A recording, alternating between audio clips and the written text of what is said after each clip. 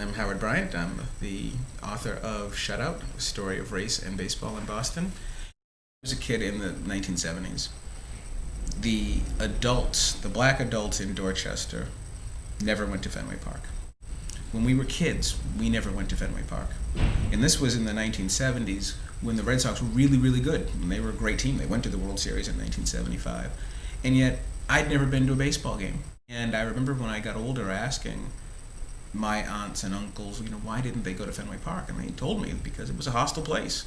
I remember my Uncle Charles said to me one day, why would I go somewhere where I know I'm going to get beaten up? And today, under John Henry and Larry Lucchino and Tom Werner, I think they're cognizant of that. And I think today, when you go to a Red Sox game, that feeling of hostility is not there. I think that you don't have great diversity because at very few sporting venues across the country are you going to have great diversity.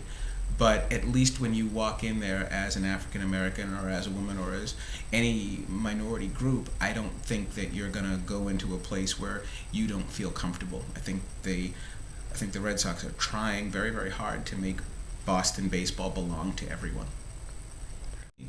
When I was a kid, growing up in Boston and then later in Plymouth down on the South Shore of Massachusetts, I was a Yankee fan. I will say it is true. And the reason was because even today, as a journalist, it's the same thing. I never rooted for teams as much as I rooted for players, and my favorite player was Dave Winfield. And the reason why I liked Dave Winfield was because as a young African-American boy, I really was in need of role models, of seeing somebody confident. And Winfield was such a confident player. He looked like he never bowed his head to anybody. And then the black stars on the Red Sox, however, always seemed so burdened.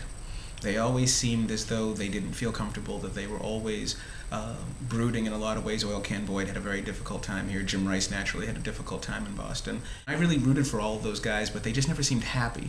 Winfield seemed happy, and I said, that's my guy. So I ended up rooting for the Yankees. I think that is changing slightly, but not much, because the Red Sox haven't really developed many African-American players since.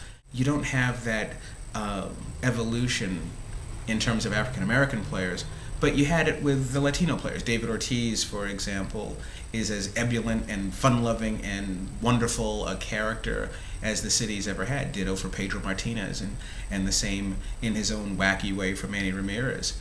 So you have that person of color who enjoyed playing here, but it's been very specific to the African-American experience that the black player did not have as good or comfortable a playing experience in Boston. So I'd like to say that part of it is changing, but there really hasn't been much evidence of it.